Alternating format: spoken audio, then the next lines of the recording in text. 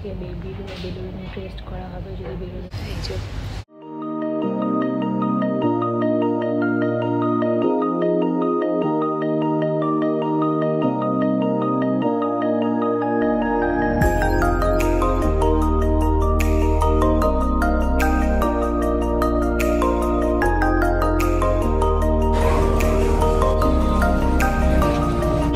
Parking নিতে হবে।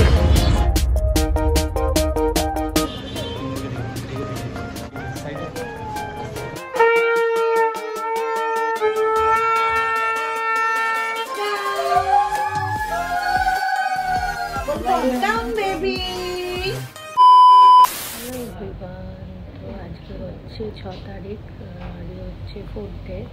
তো আজকে আমাকে ছেড়ে দেবে বলেছে।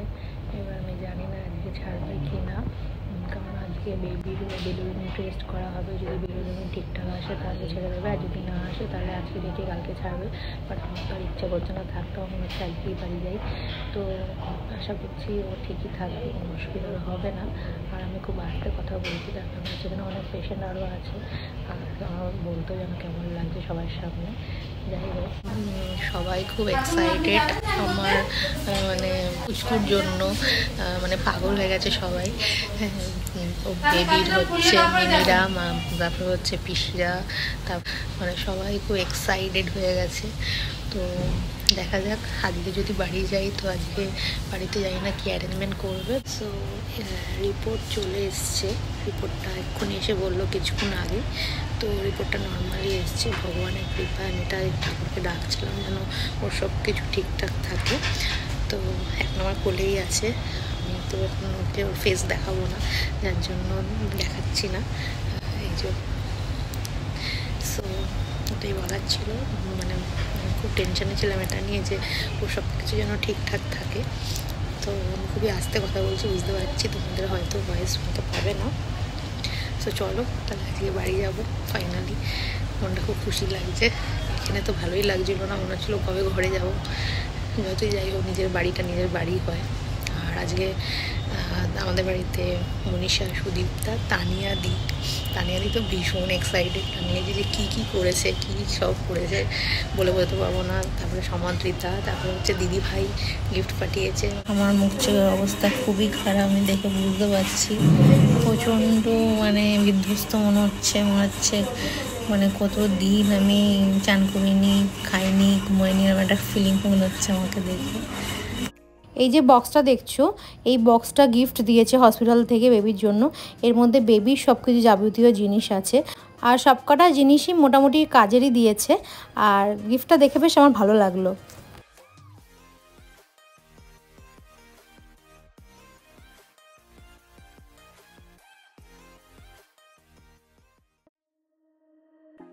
মোটামুটি আমি একটু রেডি হয়েছি, এখানে লাইট খুব বাজে, পেছন দিয়ে লাইট আসছে, এদিক দিয়ে লাইট আসছে, নীল। মা এসছে, মা এই জিনিসগুলো নিয়ে আসবে, এটা করে তো নিয়ে যাবো, বাচ্চাকেও দেখিয়েছিলাম।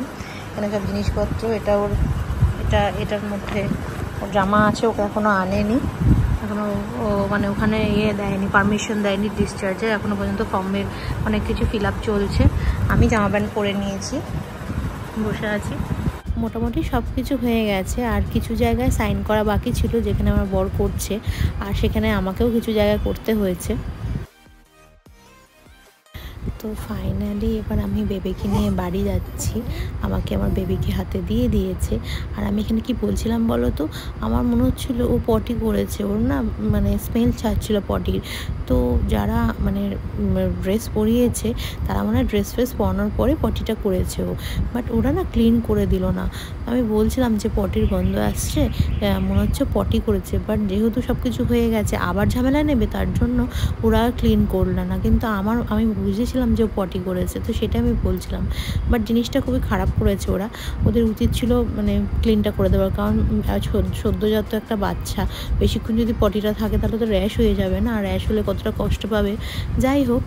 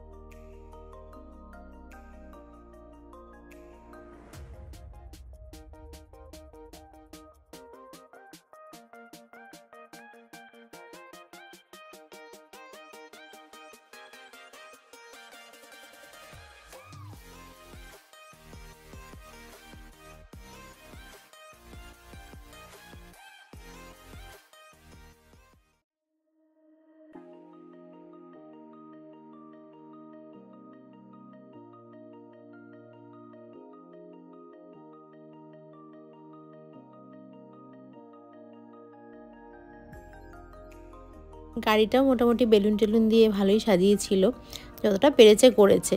মানে আমার জন্য এটাই অনেক। এত ব্যস্ততার মধ্যে সবাই যে এসে যে আমার জন্য এত কিছু করেছে, সেটাই আমার কাছে অনেক বড় ব্যাপার। এদিকে যখন হসপিটালে আমাকে নিতে এসেছিল আমার বর আমার মারা, তখন ওদিকে বাড়িতে আমার ওয়েলকামের জন্য সবকিছু আয়োজন করা হচ্ছিল, সবকিছু ডেকোরেশন করা হচ্ছিল। এখানে দেখতে পাচ্ছ সব ফুল ছড়ানো, সব ফুলগুলো মানে ডেকোরেশন করবে বলে একটা একটা করে ছিটছে। আর এগুলো করতে কিন্তু ভীষণই খাটনি হয়, আমি জানি কতটা খাটনি হয়, কারণ আমি যখন কারোর বার্থডে হয় বা কোনো কিছু স্পেশাল কাউকে সারপ্রাইজ দিই, তখন আমিও তো এরকম ডেকোরেশন করি সারপ্রাইজ দেওয়ার জন্য। তো এটা কিন্তু করতে খুবই মানে মেহনত লাগে, একটা একটা করে ফুল ছিঁড়ে ছিঁড়ে পাপড়িগুলোকে একসাথে করা। আমি তো ভাবতেও পারিনি যে এত সুন্দরভাবে সব কিছু হবে। আমি ভেবেছিলাম নর্মালি করবে, কিন্তু এত পারফেক্টভাবে পরিপাটিভাবে যে জিনিসটা হবে সেটা আমি স্বপ্নেও কল্পনা করতে পারিনি। আমার তো ভীষণ ভালো লেগেছে, আমি খুব হ্যাপি হয়েছি।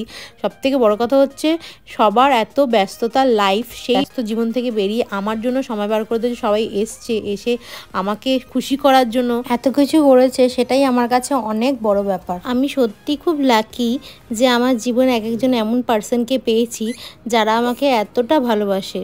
সত্যি আমি স্বপ্নেও ভাবতে পারিনি যে আমাকে খুশি করার জন্য সবাই এত কিছু করবে। আর শুধু বন্ধু বান্ধব নয়, বাদবাকি ফ্যামিলির লোকজন তো আছেই, তাদের কথা তো আমি বাদই দিলাম। আমার বাবা মা বর, তারপরে শ্বশুর শাশুড়ি, আমার ভাই, আমার মাসিরা। মাঝে মাঝে না আমার ভয় হয় যে এই যে ভালোবাসার সম্পর্কগুলো আছে, এগুলোতে যেন কারোর কোনোদিনও কোনো কুনজর না লাগে। যাই হোক, আর এই যে ঘরের ডেকোরেশনটা দেখছো, এটা পল করেছে পুরোটাই। আর তোমরা পলকে তো চেনো, নতুন করে আর কোনো কিছু বলার নেই পলের ব্যাপারে। আর ও হচ্ছে ইভেন্টস এর কাজ করে, সেটা তোমাদেরকে আগেই বলেছি। ওর ইভেন্টস এর নাম হচ্ছে স্যাফরন ইভেন্টস। ও ভীষণ ভালো ডেকোরেশন করে। তোমরা যদি কেউ চাও যে কোনো অকেশনে ওকে বুকিং করতে, তাহলে বুকিং করতে পারো। আমি কন্ট্যাক্ট নাম্বারটা এখানে দিয়ে দিচ্ছি। তোমরা সাদের সময় দেখেছিলে, আমার সাদের সময়তে ও সুন্দরভাবে সাজিয়েছিল, তারপরে আমার অ্যানিভার্সারিতেও সাজিয়েছিল। আর তোমরা যেমন যেমন চাও তেমন তেমনই করে দেবে, আর ভীষণ সুন্দর করে। আমি তো খুবই স্যাটিসফাই হই ওর কাজেতে, যখন যেমন চাই তখনই তেমনই আমাকে করে দেয় ও। এটা তো জাস্ট একটা ঘরোয়া ডেকোরেশন, তার জন্য অল্প স্বল্পের মধ্যেই করেছে। তোমরা তোমার সাদেতে দেখেছো কত সুন্দরভাবে করেছিল। যাই হোক, এবার আসছি হচ্ছে কেকের কথায়। এই কেকটা যে দেখতে পাচ্ছ, এই কেকটা দিয়েছে হচ্ছে তানিয়াদি। মানে তানিয়াদি শিলিগুড়ি থেকে এই কেকটা বয়ে বয়ে নিয়ে এসছে শুধু আমাদের জন্য, আমার আর আমার মেয়ের জন্য, আমাদেরকে খুশি করার জন্য, আমাদেরকে সারপ্রাইজ দেওয়ার জন্য। আমি তো দেখে কেকটা ভীষণ হ্যাপি হয়েছি। আমি তো ভাবতেই পারিনি এত সুন্দর একটা কেক তানিয়াদি শিলিগুড়ি থেকে বয়ে বয়ে নিয়ে আসবে। একটা কেক অত দূর থেকে বয়ে নিয়ে আসা কতটা টাফ ব্যাপার, মানে বুঝতে পারছো তোমরা। আমরা সামান্য এখান থেকে কাছাকাছি কোথাও গেলেও একটা কেক কোনো কিছু যদি কারোর জন্য বার্থডে, আর সেখানে দাঁড়িয়ে তানিয়াদি শুধু শিলিগুড়ি থেকে কেকটা বয়ে বয়ে নিয়ে এসেছে। মানে কতটা যে সাবধানে নিয়ে এসেছে, তানিয়াদি নিজেও বলছিল যে আমি অনেক সাবধানে কেকটাকে নিয়ে এসেছি। সব থেকে বড় ব্যাপার হচ্ছে তানিয়াদি কতটা ব্যস্ত, তোমরা তো ভালো করেই জানো। তানিয়াদিকে যারা ভালো করে চেনো, সেই ব্যস্ততার জীবন থেকে বেরিয়ে এসে আমার জন্য সময় বার, সেটা আমার কাছে অনেক বড় ব্যাপার। আমি অনেক লাকি যে এরকম পার্সনদের পেয়েছি আমার জীবনে যারা আমাকে এতটা ভালোবাসে। শুধু তানিয়াদি কেন, তানিয়াদি, মনীষা, সুদীপ্তা, তারপর আরো যারা ছিল, গৌতম দা, সুশান্ত, ছোটু, তারপরে অনির্বাণ, ওরা ভিডিওটা করে দিয়ে সবাইকে, সবার কথাই বলছি। ওরা ডেলিভারির দিনও ছিল, শুধু তানিয়াদি ডেলিভারির দিনে আসতে পারেনি, কিন্তু পরে এসেছে। যাই হোক, সবাইকে অনেক অনেক থ্যাংক ইউ। সবাইকে থ্যাংক ইউ বলেও ছোটো করবো না, সবাইকে আমার তরফ থেকে অনেক অনেক ভালোবাসা। ঠিক এমনভাবেই তোমরা সবসময় আমার পাশে থেকো, আমার সাথে থেকো। পড়েছি, আমার মা ফুচকুকি নিয়ে বসে আছে। এখন তো ফেস দেখাবো না, তো তার জন্য মা ঢেকে রেখে দিয়েছে। এই যে তাকাও বাবা, কি দেখালে দেখা এবার। গৌতম দা আছে সামনে, হ্যাঁ তুলে নিয়েছি। ফাইনালি বাড়ি যাচ্ছি আজকে। এতদিন মনে হচ্ছিল জেলখানায় বন্দি ছিলাম, না কথা বলতে পারছিলাম ভালো করে, না কিছু করতে পারছিলাম, না কিছু ভালো লাগতো করতে। মানে বিরক্ত লেগে যাচ্ছিল, সময় যেন কাটতে চাইছিল না। মানে মনে হচ্ছিল এই দেখলাম 1টা বাজে, অনেকক্ষণ পর দেখছি, ভাবছি যে এখন নিশ্চয়ই 3টে বেজে গেছে। ও বাবা, দেখছি মাত্র 1:15 বাজে। এরকম মনে হচ্ছে জানো, এতক্ষণে 1:15 বাজলো, কতক্ষণ হয়ে গেল, এরকম ব্যাপার। আর ঘুম তো আতঙ্কে হচ্ছে, ভাবছি ও কি করছে, ও কি করছে। এখন খাইয়ে দিয়েছে বলে ঘুমাচ্ছে, চুপচাপ আছে, বুঝেছো। বেশি ঠান্ডা ডিরেক্ট লাগছে না তোর উপর? না।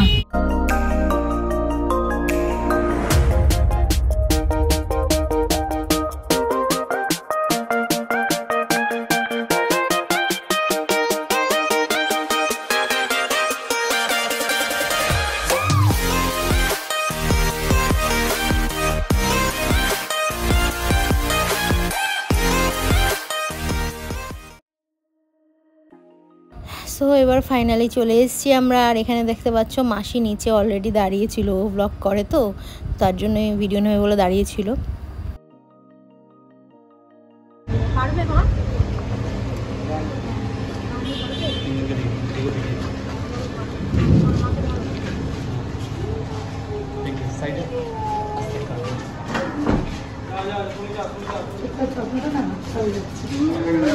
তোমাদেরকে এর আগে ভিডিওতে যে স্লিপিং ক্যারি ব্যাগটা দেখালাম, যেটা আমার এখন হাতে আছে, ওটাতে ওকে নেওয়ার কথা ছিল, বাট ওটাতে কেন নিয়ে নি জানো ওকে? তার কারণ হচ্ছে ও এতটাই পুচকি হয়েছে, ছোট্ট খাট্টো, ওটার মধ্যে যদি ওকে নিতাম তাহলে ও যে কোথায় কোন কোনায় ঢুকে যেত ওটা তার কোনো ঠিক ছিল না। তাই জন্য মা বললো ছেড়ে দে, ওটার মধ্যে নিতে হবে না, আমি এমনি নিয়ে নিচ্ছি।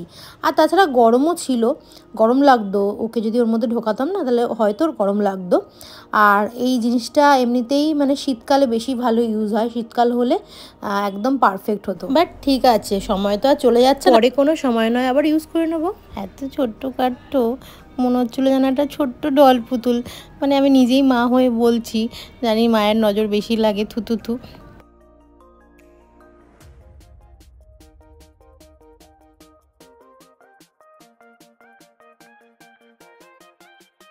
পুচকুর জন্য সবাই অধীর আগ্রহে ওয়েট করছে ওপরে।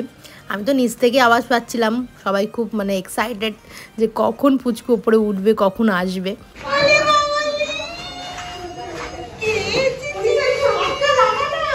এখানটা দাঁড়ান, এখানটা দাঁড়ান, এখানটা দাঁড়ান, দাদা হাওড়া আসছে। দাদা ওই ঘরে আগে ঢোকতে হবে। ওরে বাবা রে।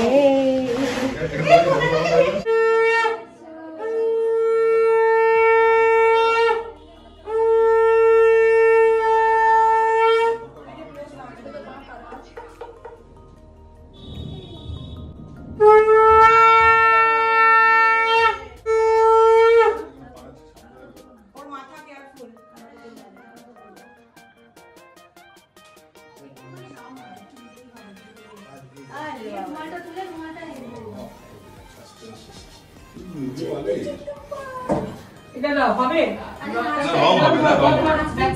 এটা কি এত নরম করে দে মা, এটা পা একটা নার্স বলছি মা, এত নরম পা কে বলছে? নার্স, একটা নার্স বলছে আজকে। যা দোকানে লাগানো ঠিক আছে, তো যা হয়েছে ঠিক আছে। এবার রুমালা দিয়ে কিনবে না কোনো সাইড দিয়ে যাবো নাকি?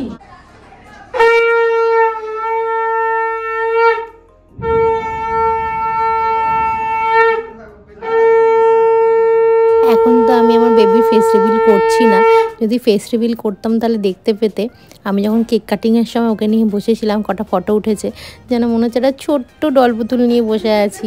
মানে আমি খুব দেখানোর জন্য তোমাদেরকে এক্সাইটেড, বাট এখন দেখাতে চাইছি না, কারণ খুবই ছোট এখন, মানে নজর ফজর লেগে যাবে সবাই বলে।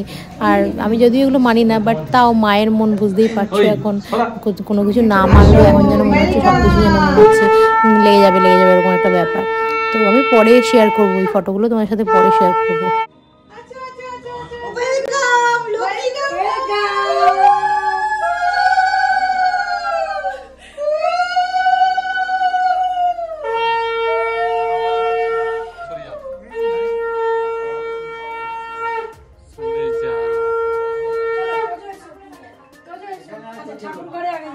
রেডি চোখ খোলে না তো, না ঘুমোচ্ছে, খালি দাইয়ে নিয়েছে না।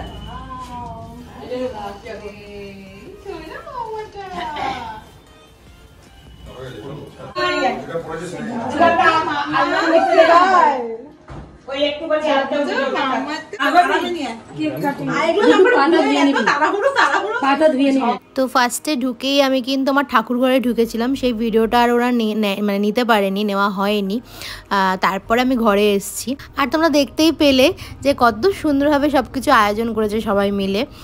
যেহেতু মেয়ে হয়েছে তো তার জন্য চালের ঘট আর দুধে আলটা ট্রে রেখেছে, মানে লক্ষ্মী এসছে এরকম একটা ব্যাপার।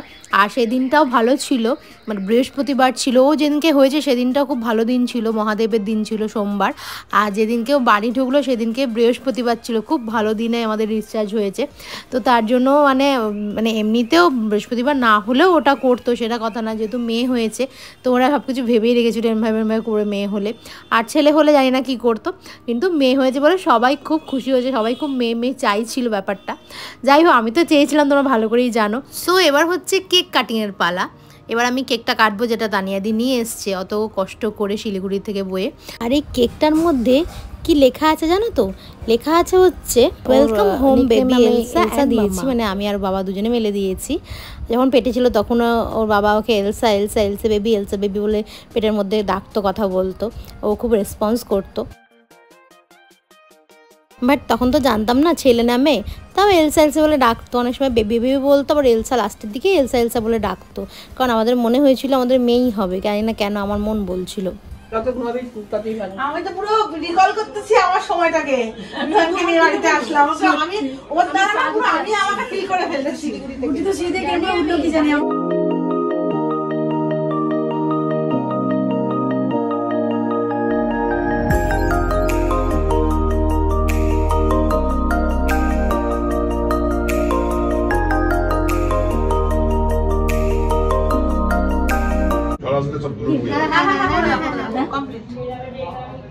মাছিটা ওখানে বসছে। আচ্ছা, মাছিটা তুমি কেকটা কাটবো? কাটো। কাট কাট। কিছু তো বলতে হবে। Welcome baby, welcome home baby Elsa, happy moment. Baby Elsa মাম্মা খাবে এখন। হ্যাঁ খাও। সো এখানে কেক ফেক কাটিং হয়ে গেল, দেখতেই পাচ্ছ তোমরা। আর তানিয়াদি ওর জন্য আবার ওঙের একটা লকেট সোনার মুখ দেখে দিল, আর জেঠিমা পাঠিয়েছিল হচ্ছে রূপোর চামচ। আর তানিয়াদি যে ওর জন্য কি কি কিনেছে তোমাদেরকে বলে বোঝাতে পারবো না, যখনও হয়নি আগে থেকেই সব কিছু অর্ডার দিয়ে সব কিছু চলে এসেছিলো, অনেক জিনিসপত্র। তখন তো জানতাম না ছেলে হবে কি মেয়ে হবে, তো এমন জিনিস দিয়েছিল যেটা মানে বোথ ইউজ করতে পারবে। বাট যখন শুনলো যে ও হয়েছে, মেয়ে হয়েছে, তো তখন তো পুরো পাগল হয়ে গেছে এক্সাইটমেন্টে। সবাই যেমন পাগল হয়েছে, খুশি হয়েছে, তানিয়াদিও খুব খুশি হয়ে ওর জন্য জামা থেকে শুরু করে অনেক কিছু জিনিসপত্র কিনেছে, অনেক কিছু দিয়েছে। আর শুধু তানিয়াদি কেন, মনীষা, সুদীপ্তা, বাদবাকি যারা ছিল সবাই ওকে কিছু না কিছু দিয়েছে। এই ব্লগটা আমার পোস্ট করতে অনেক লেট হয়ে গেল, আমি ভালো করে জানি, বাট কী করবো বলো, এখন তো সিচুয়েশানটা আমার অন্যরকম হয়ে গেছে পুরোপুরি আমার বেবি আসার পরে।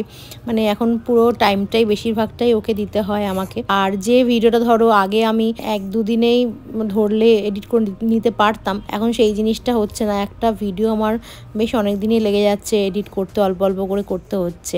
এমনিতেই ও হওয়ার আগে আমার কত দেরি হতো ভিডিও দিতে, আর এখন তো কোনো প্রশ্নই ওঠে না তাড়াতাড়ি দেওয়ার। আর যারা মা হয়ে গেছে তারা তো বুঝতেই পারছো আমার সিচুয়েশানটা কি এখন এই মুহূর্তে। এই যে দিনটা দেখতে পাচ্ছ, এই দিনটা থেকে মোটামুটি বেশ কটা দিন আমার যা বিভীষিকা কেটেছে সেটা তোমাদেরকে বলে বোঝাতে পারবো না। এই গল্পও না আমি কোনো একটা অন্য কোনো ব্লগে তোমাদের সাথে শেয়ার করব। তো আপাতত তাহলে এই ব্লগটা এখানে এন্ড করা যাক। আর তোমাদের এই ব্লগটা কেমন লাগলো অবশ্যই জানাবে। দেখা হচ্ছে নেক্সট ব্লগেতে, ততক্ষণের জন্য সবাই খুব ভালো থেকো, সুস্থ থেকো, লাভ ইউ অল, টাটা।